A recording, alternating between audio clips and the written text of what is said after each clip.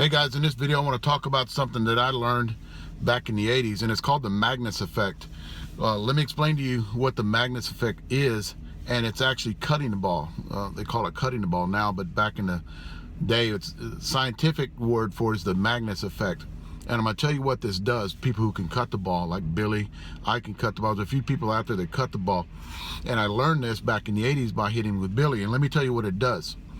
For one, I'm not so worried about the balls that I hit when I go to tournaments, because if you have the Magnus Effect of cutting the bottom half of the ball, it actually spins and rises on you.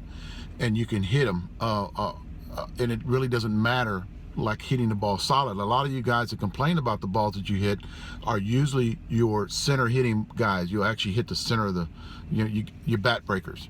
The guys that break most of your bats are the guys that hit the center of the ball and they don't cut it. So it's called the Magnus Effect.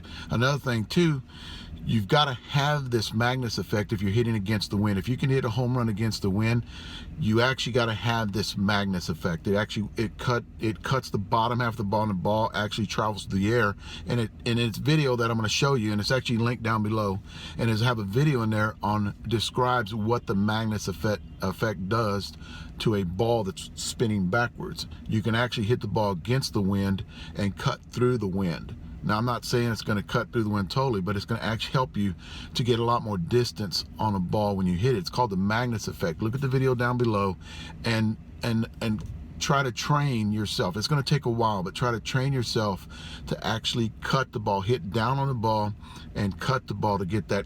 It's called a Magnus Effect, where it spins backwards. Look at the video that I have linked down below, and I explain it a lot better than I can.